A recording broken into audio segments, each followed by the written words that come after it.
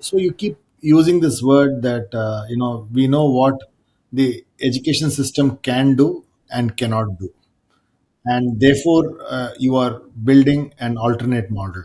At least you are experimenting, trying to build an alternate model. So what do you think the current education system can do and cannot do, and what do you think that you are building uh, can do and cannot do?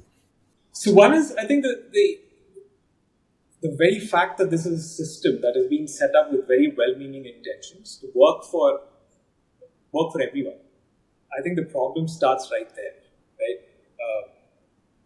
And this is very linked to our ideas about what learning is. So only now are we realizing what learning looks like inside the brain, inside the mind. Uh, but earlier, the idea was, you could train someone, and that training process could be very standardized, and therefore you could apply that to every individual. So this was in fact a paradigm in neuroscience. Behaviorism was very much like that, right? You could come up with a behavioral paradigm, you could come up with an input-output mechanism, train someone, and then at the end of it, you have someone who's ready to do something. Whether that's a human or a rat in a lab, they're ready to do that. That worked in the industrial era when people you needed, the vocational skills you needed, were largely standardized.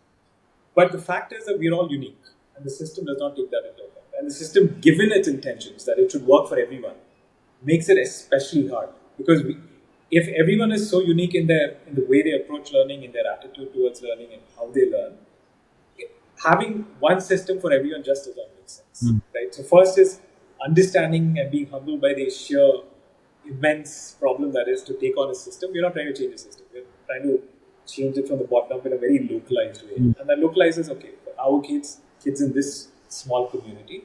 And that's a problem that we can tackle, and it's a much more well-defined problem. It's not the abstract problem of solving education, but it's a very real problem of seeing what are these kids interested in? What do they want to learn? What are their attitudes, and how can we best enable this learning? So that makes the problem very real. And I think that having this localized approach is the greatest advantage that what we do brings.